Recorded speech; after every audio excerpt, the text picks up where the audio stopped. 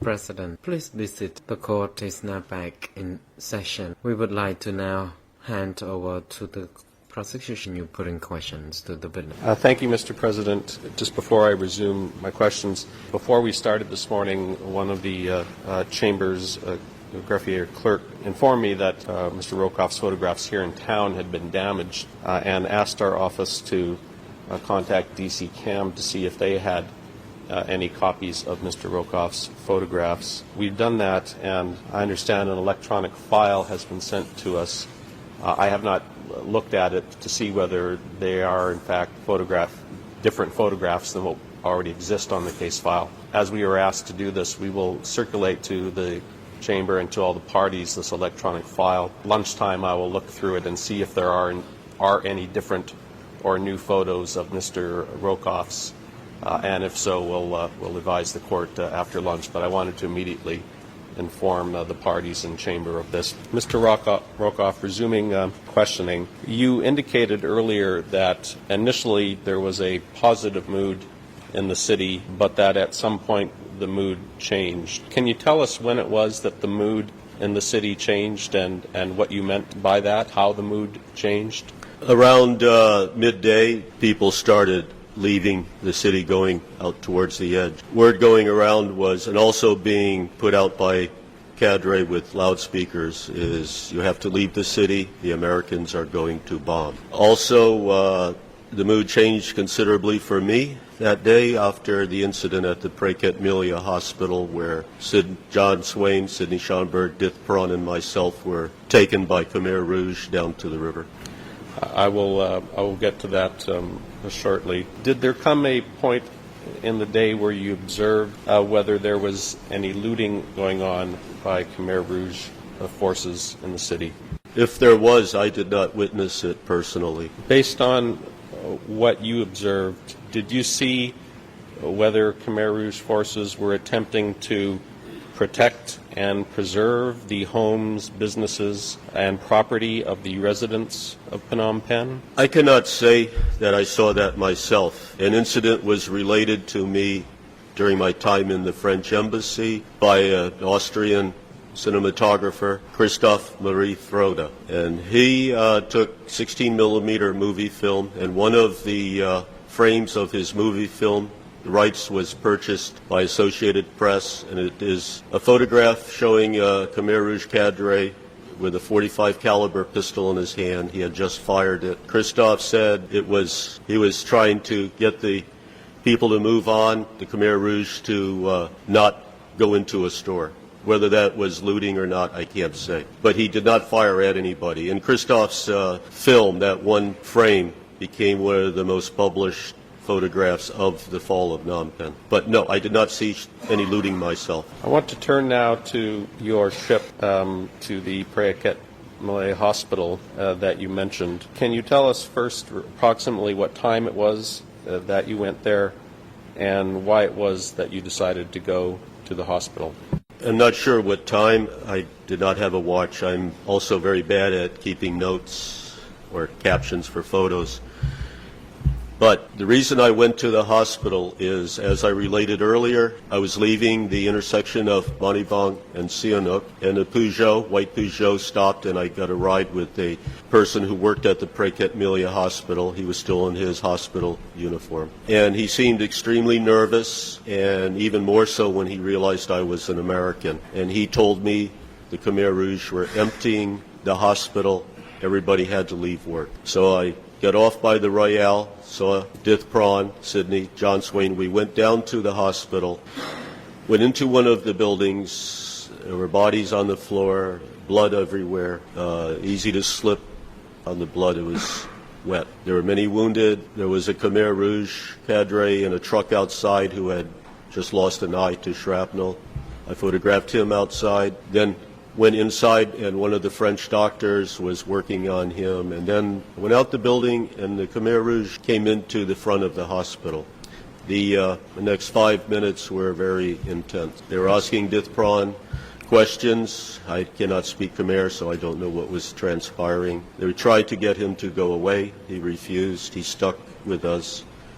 A Khmer Rouge with a pistol put it to my head.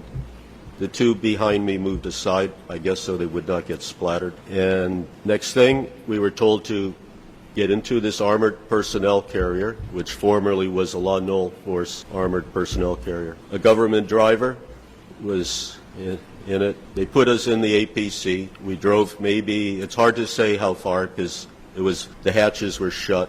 It was dark. Could have gone maybe a kilometer, stopped, and they threw a naval officer in who was very nervous. He threw his wallet under the bench behind some ammunition cans. He was very, very nervous. We rode around for a few minutes, and eventually the APC stopped. It seems to have turned maybe 90 degrees or whatever on its tracks and backed up. The rear hatch opened, and the bright light comes shining in, and we see the river. We are told to go stand under the remains of the Japanese bridge, and the Cambodian naval officer was led away. Whatever happened to him did not occur in my presence. We were detained there for maybe an hour. I'm sorry, I can't tell you approximately because it's hard to get a handle on the flow of time in a situation like that. We were detained for a while. You could see many, many people streaming past. It was picking up. The pace of people leaving was picking up. About an hour after being detained, we were told to go to the Ministry of Information. There was a truck. We were taken there. If I can stop you Yes. there, we'll get to the Ministry of Information. I'd like back now and ask you a few more questions about this incident in which you were taken away from the hospital. First of all, can you describe for us the people that took you into custody and put you into the armed carrier? Who were those people? Khmer Rouge. How many Khmer Rouge were there? In the immediate vicinity of us, few journalists, I would say a good half dozen. When we were taken out the front gate to the APC, there were a number of Khmer Rouge on the street. I could not really give you an estimate, but there were about half a dozen with a group that took us and put us in the APC. And who, at the hospital, who was in your group that was taken into custody by the Khmer Rouge along with yourself? Myself, Sidney Schonberg, Dith Prawn, who worked for Sidney Schonberg, and John Swing. The driver also, Sidney's driver. I believe his name was Sarun. And when you were first detained, did the Khmer Rouge want to take all four of you, or were they interested more in only some of your group?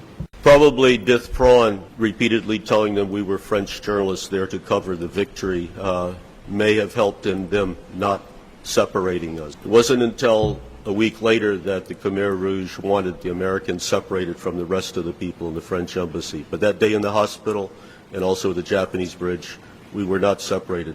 They were trying to get Dith Prawn to leave, and he would not leave. I want to make a reference, read to you an excerpt from John Swain's journal of this event, which is a document E3/51. E3/51. The page references are English S00003278, Khmer S00644706 through 644707, and French 00597834. And in his journal describing the events that occurred there, he makes the following statement, Mr. Swain, quote, Mr. Prawn explained that the Khmer Rouge had told him he was free to go, that they were only after the rich and the bourgeoisie, end of quote. Does this refresh your recollection? Do you recall Mr. Dith Prawn explaining at some point why the Khmer Rouge were taking you into custody? It was never explained to me why we were being taken into custody. I thought it was pretty obvious to myself, though. You indicated that one of the Khmer Rouge soldiers pointed a gun at you. What type of gun? Well, it was very small caliber because I could look at the bore, the barrel, and it was a revolver, and I could not identify the type. It was not a military handgun that I recognized. It was a revolver and small caliber. How close was he when he pointed the gun at you? Well, he was maybe 3 feet away, and then when his arm reached out, the gun was very close. Did the Khmer Rouge soldiers who took you into custody, did they have a commander? I could not ascertain who was in charge, but somebody made the decisions and the decision to put us into the vehicle. And then later at the bridge, when we were released and told to go to the Ministry of Information, somebody must have been in communication with higher up. That was my assumption. And while you were in custody, were any questions asked of yourself or Mr. Swain or Mr. Schanberg by the Khmer Rouge soldiers? There was no intense questioning going on. The conversation was between Dith Pran and the Khmer Rouge. I'm not in a position to understand what was being discussed. Sydney stated that he's telling them we're French journalists to cover the victory. He told me that rather quietly, just so I would catch on. Just like Sydney got very upset and nervous when we're in the APC and I started talking in English, and he says, "Don't speak English, you're French." So the hour under the bridge, no interrogation, no nothing. They were satisfied we were journalists and I guess waited for word on what to do. In the meantime, they took an interest in what was in our bags, or what was in Sydney's bag. They rummaged through his bag. One Khmer Rouge held up a big wad of $100 bills in one hand and Sydney's underwear in the other. He put the money back in the blue handbag and kept the underwear. I guess the money had no value at that time to him. I was worried they would be going through my camera bag next, and then we were told to get on the truck. I had my camera equipment and film I had shot with me. I was very fortunate because if it was not returned to me, it would have been all for nothing. Do you recall whether the Khmer Rouge who took you into custody, whether they attempted to learn whether any of you were American? If they asked Dith Pran these questions, I'm not aware. And I did not speak English in front of them. It's that simple. You mentioned that after you were put into the armed carrier and transported, that there was another prisoner, someone who you indicated was from the Navy. When was it that he joined or was put in custody with you? Upon leaving the Praket Milia Hospital in the armored personnel carrier, we drove, and I couldn't tell you exactly where to because the hatches were closed, could not see out in any way. And maybe 5 minutes after leaving the hospital, this Khmer naval officer was thrown in. He was physically shoved into the APC. As I said, he immediately took his wallet and maybe his ID was in it, and he threw it under the seat. He got rid of it. How did you know that he was a naval officer? Because he failed to take his uniform off that morning. And you've described how you were taken to the riverfront. Were there more Khmer Rouge soldiers who met you when you arrived at the location at the riverfront near the Japanese bridge? Yes, I could not give you an approximate number, but there were a number of Khmer Rouge there, just as all along the river, regular intervals were Khmer Rouge. I would say in excess of 24 Khmer Rouge in the immediate vicinity. Mr. Rockoff, as it has been a long time since these events, I want to read another excerpt from John Swain's journal to give you a chance to respond to this. Mr. President, this is document E3/51, and the page references are English S0003278, Khmer S00644707, and French 00597834. And this is regarding the time that the naval prisoner that you mentioned was added to your carrier. Quote, "We rode through the streets, then stopped and picked up 2 more prisoners, Cambodians in civilian clothes. The big one with a mustache and crew cut wore a white t-shirt and jeans. The smaller man was clad in a sports shirt and slacks. Both were officers and quite as frightened as we were. The big man we recognized as the second in command of the Navy." End of quote. And I read this to you to refresh your recollection. What we want to hear from you today is your best recollection of events. Having heard this, does that refresh your recollection as to the number of Lon Nol officers who were picked up on your trip, and as to how they appeared when they were taken into the carrier? I remember the one officer who put his wallet under the seat. The second, I'm not sure. I'm hazy on that point. I was focused on the one guy sitting directly across from me and what he was doing. And he had, like, I was sure he was military, but regarding having the full uniform shirt on, no. Pants and shoes and T-shirt. But I did not know how high-ranking he was. I don't know if Dith Pran was able to identify him. You say third or fourth ranking person, but I'm bad on names. Thank you for that clarification, Mr. Rockoff. And you indicated that while you were being detained by the Japanese bridge, that you started to see more people leaving the city. Were you able to observe at any time during the day whether or not the Khmer Rouge were using force or using threats in order to ensure and force people to leave the city? I did not see force used regarding these people who were leaving the city. Did you hear from any people as to whether or not the Khmer Rouge were using force to evacuate the city?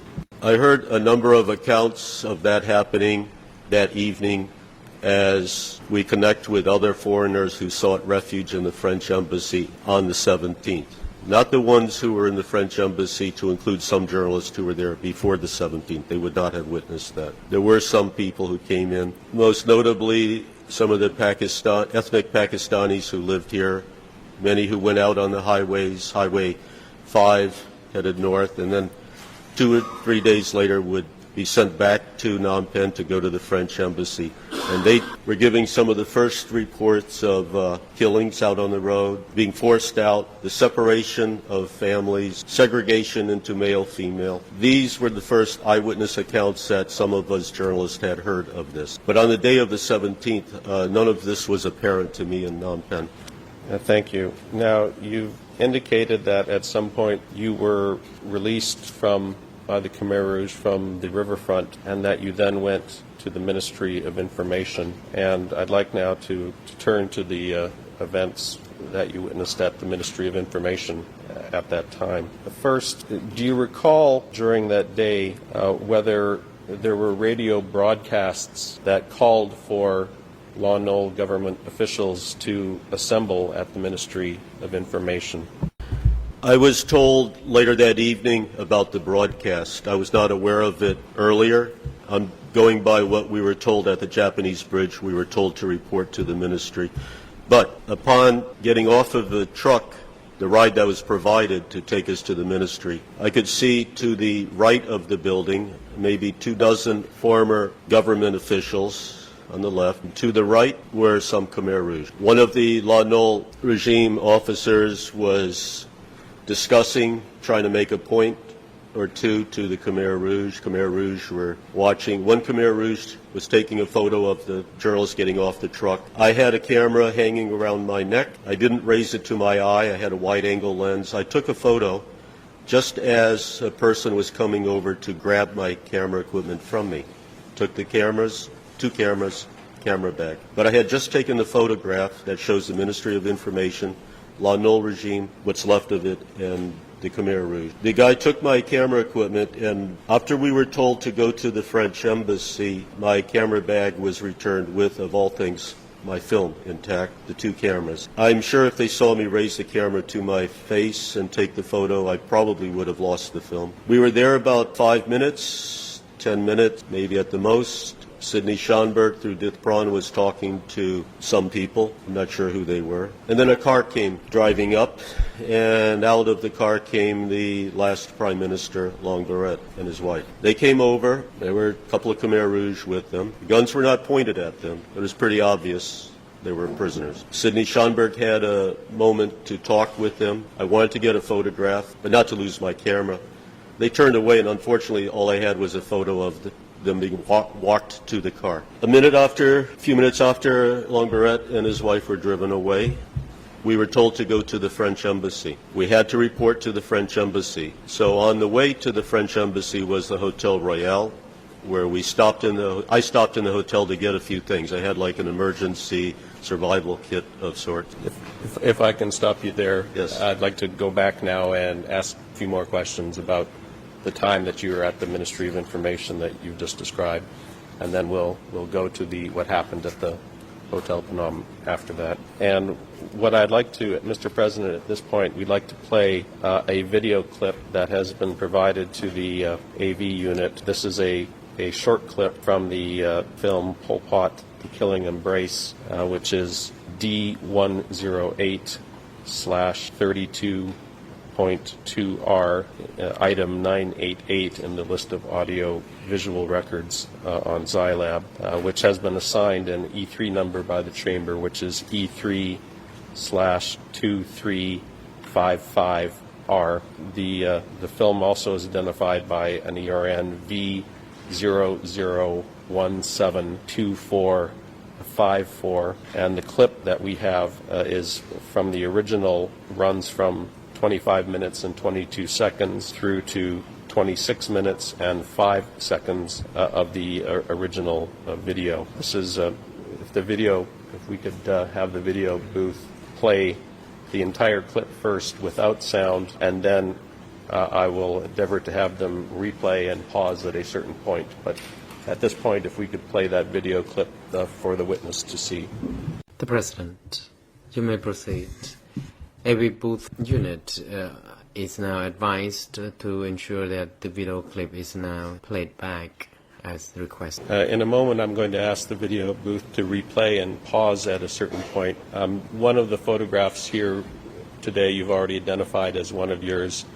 Did you recognize any of the other photographs that were shown in this video clip? Yes, many of them are my photographs. And in particular, did you recognize the last photo that was shown for a period of time where there was a group of people and the camera panned from the right to the left on the photo? Did you recognize that photo? Yes, that is at the location of the Ministry of Information. The camera started panning from the right of my photograph showing the Khmer Rouge. You saw one Khmer Grahon with the camera taking our photographs, and then as it panned further to the left, you saw La Nol regime officials, and you saw one person making points, trying to bargain, whatever. That's part of the photograph. The overall photo shows much more of an area. But that is my photograph of the, I consider that a very important historical photograph, a transition, set the calendar back. And just so we're clear, is this the photograph that you described taking when you were at the Ministry of Information a few minutes ago, the photograph you took without raising your camera so you wouldn't be noticed? Yes. You've told us about Long Beret's arrival at that location. Did you recognize any of the other La Nol officials who had been gathered at the Ministry of Information? No. Many look familiar, but as I'm a photographer and I'm not writing and interviewing people, I had no person-to-person contact with many of these people, or the ones I used to come in contact with had already fled. To see if I can refresh your recollection, I'd like to read a couple of excerpts from some documents. First, before I do that, let me ask you, you've already indicated that Sidney Schanberg was there during this event. Was Mr. Swain also present at this time? Yes. Regarding going to the Ministry of Information, it was the group of us that were abducted at the Prekhet Milia Hospital, brought to the Japanese bridge, and then told to report to the ministry. Let me read to you excerpts both from John Swain's journal, his journal for 17th of April, and this is document E3/51 at English page S00003278, Khmer S00644709, French 00597835, and in his journal, Mr. Swain has the following entry for 4 p.m. on 17th of April. Quote, "There were 50 prisoners lined up in front of the building. They included Lon Non, Marshal Lon Nol's younger brother, and one of the most corrupt, hated members of the old regime. There were several generals and Hu Hong Sin, director of the cabinet of Long Beret," end of quote. And I'd also like to read to you an excerpt from an article that was written in May 1975 by Sidney Schanberg, titled "The City is Falling." This is document D365/1.1.22, D365/1.1.22 at English 00444900, Khmer 00656314, and French 00664021. And the quote from Mr. Schanberg's article reads as follows, quote, "When we arrived, about 50 prisoners were standing outside the building, among them Lon Non, the younger brother of President Lon Nol, who had gone into exile, and Brigadier General Chim Chun, who was close to the former president. Other generals and cabinet ministers were also there, very nervous but trying to appear untroubled." End of quote. Mr. Rockoff, do either of these excerpts refresh your recollection as to Lon Nol officials who were present at the Ministry of Information when you were there? Yes, it refreshes my memory. And regarding Lon Nol's brother, Lon Non, I was informed of his presence there much later. At the time, I did not realize the significance of him being there. And I'd like to ask you just a few questions about the Khmer Rouge soldiers who were present at the Ministry of Information. Do you recall approximately how many Khmer Rouge soldiers were there? Couple dozen outside the building. I could not tell you how many inside or behind. Were they armed? Yes, but many of the Khmer Rouge there had pistols. Not everybody had AKs. And did you observe whether, or was there a commander or leader who was speaking on behalf of the Khmer Rouge forces at the Ministry of Information? At the time I took the photograph, the Lon Nol regime official was discussing, making his points, emphasizing some points. Any discussion between the two elements stopped as soon as the foreign journalists were taken off the truck, and we walked over there. And Sidney Schanberg started talking to a Khmer who came up to him and started talking. I don't know the nature of their conversation. And Mr. President, if we could at this point, I would like to replay the same video that we played a few moments ago, and this time pause, if the video booth is able to do this, pause at the 32-second point in the video. So we would request that the same video be replayed and this time paused at 32 seconds. The President, you may proceed, and every booth officers are now instructed to make sure that the video clip is now put for the... Thank you. The individual who's shown in the middle, or close to the middle of this photograph in front of the photographer, is that the person who you were just referring to who was speaking on behalf of the Khmer Rouge at this gathering? When I got off the truck and started walking towards the building and I saw those people there, the only one conversing was the Lon Nol official on the left. The guy holding the papers in his left hand, I did not notice him conversing with the other group. As soon as the journalist arrived, whatever was going on between those two groups stopped. And the guy with the paper is not the one who was later talking to Sidney Schanberg. It was someone else. Thank you for clarifying that. If it's possible to resume the video, this time pause, resume it from the 32-second mark, and this time pause at the 41-second mark, Mr. President, if we could do that. President, you may proceed. Every booth officer is now instructed to ensure that the portion suggested. Thank you. Now, a few minutes ago, you indicated that there was a representative from the Lon Nol officials who was speaking. Can you identify him at this part of the video clip? I do not know who that individual is, but he is the one that was conversing with the Khmer Rouge. He was making some points, emphasizing points, like his right hand, the finger hitting the palm of the left hand. He was trying to make a point, and then it all stopped once they saw us coming towards them. I'd like now to read another excerpt from John Swain's journal regarding this event. This is document E3/51 at English page S00003278, Khmer S00644710, and French 0059 7835, which reads as follows, quote, "At the Information Ministry, a man in black, about 35, and clearly a leader, bawled through a bullhorn at the prisoners, dividing them into three groups: military, political, and ordinary civilian. The Khmer Rouge training their guns on them were tough, strong-looking, in jungle green Mao hats and the inevitable Ho Chi Minh sandals. Each one was a walking arsenal," end of quote. Were you able to observe at the Ministry of Information whether the Lon Nol or whether the people there had been divided into groups? I could not see where they were divided into groups. I did not see that going on during the brief period we were at the ministry. Now, you indicated that while you were present, Prime Minister Long Beret arrived at the Ministry of Information. Can you describe his appearance and demeanor when he arrived and surrendered to the Khmer Rouge? He did not surrender to the Khmer Rouge there. He was brought there by the Khmer Rouge. They took him at a prior location. I mean, I had heard over the next few days stories about it and where he was taken. But anyways, when he was brought to the ministry, he was under their control. I could not see who was driving the car. But anyways, he got out of the car, and then they took him away in the same car, maybe 20 minutes later.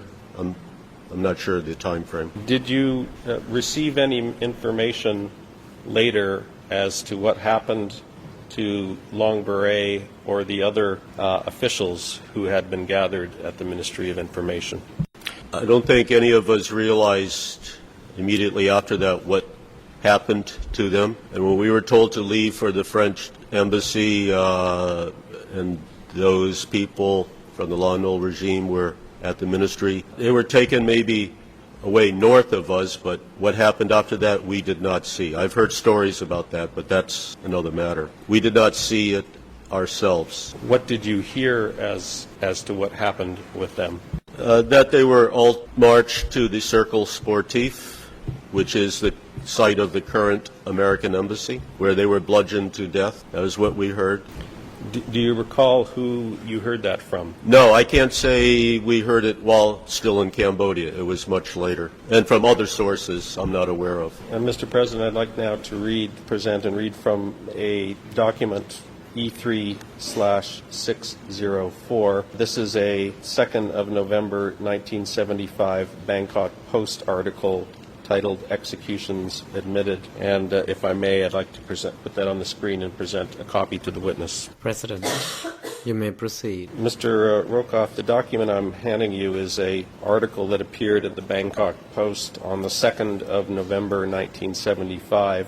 There is an article titled "Executions Admitted," which includes the following statement, quote, "Deputy Cambodian Prime Minister Ieng Sary confirmed yesterday that 2 top leaders of the former Phnom Penh regime had been executed by the People's Council after the Khmer Rouge victory. The confirmation by Ieng Sary that both former Premier Long Beret and Lon Non, younger brother of former President Lon Nol, had been executed came after several unconfirmed reports earlier filtering out of that country."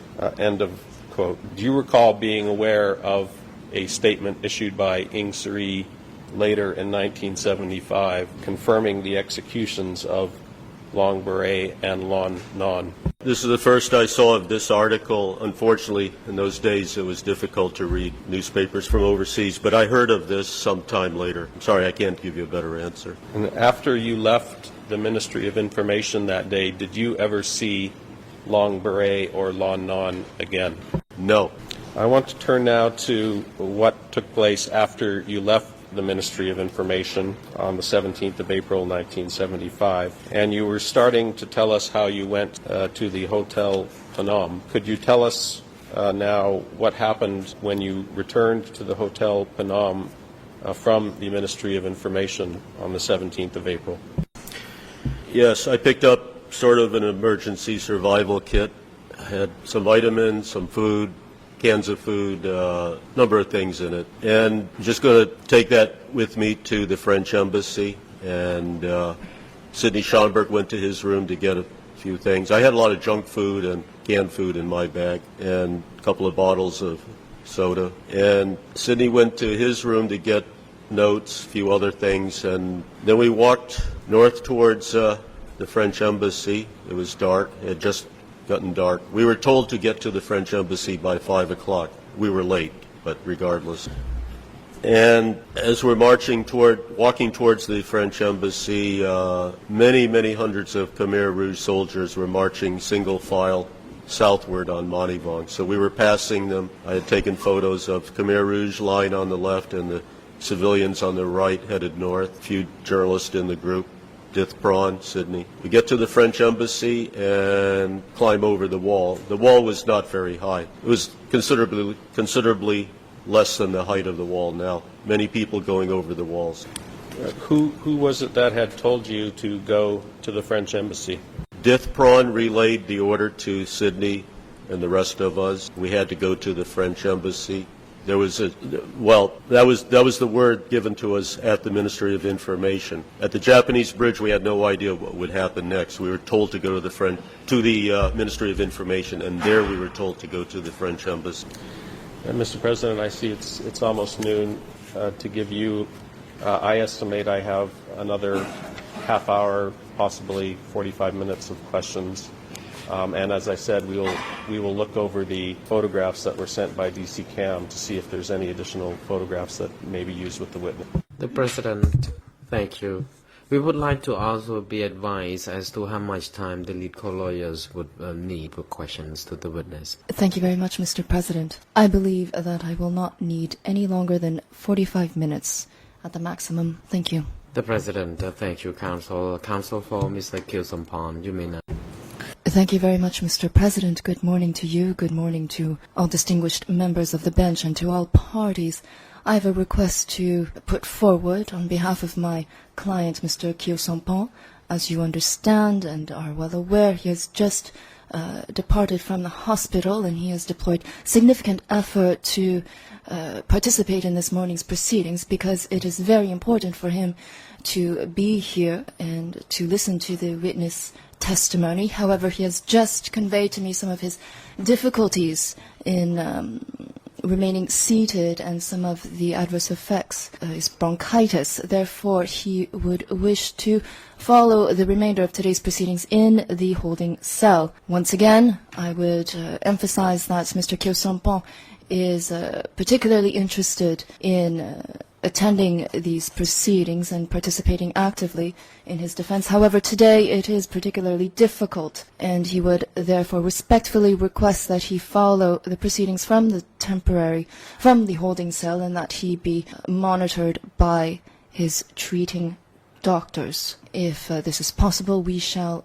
be submitting the necessary documentation in accordance. The President, thank you. Co-prosecutor, you may now proceed. Yes, Mr. President. Of course, we have no objection to that request. I'm rising just to clarify a matter. My colleague tells me that the amount of time I indicated in English that I needed 30 to 45 minutes. He informed me that in Khmer it was only translated to 30 minutes, so I wanted to make sure that the court understood that we are seeking probably 30 to 45 minutes to finish. The President, the Chamber has noted the request by the co-prosecutor for additional time granted to put questions to the witness, and the Chamber has also noted that the questions have been put and the responses have been made which are relevant to the events that happened that the witness bore witness to, and the facts that are relevant to the first segment of the trial. And due to this need, the Chamber therefore grants such additional time to both the co-prosecutor and the legal lawyers for the civil parties to put question to the witness until the first section or session of the afternoon before the first adjournment. And the Chamber at the same time also notes the request made by counsel for Mr. Khieu Samphan, requesting that Mr. Khieu Samphan be excused and that he be allowed to observe the proceedings from his holding cell due to his health concerns as he has just been recently discharged from the hospital. The chamber therefore grants such request and that Mr. Khieu Samphan is now permitted to observe the proceedings from his holding cell through for the entire remainder of the day. And Mr. Khieu Samphan is now instructed to submit his waiver, given thumbprint or signed by Mr. Khieu Samphan. The AV booth officers are now instructed to ensure that the holding cell where Mr. Khieu Samphan will retire to momentarily will be well connected so that Mr. Connected to the AV audio visual equipment so that he can observe the proceedings from there. Security personnel are now instructed to bring Mr. Khieu Samphan to his cell. The court is adjourned.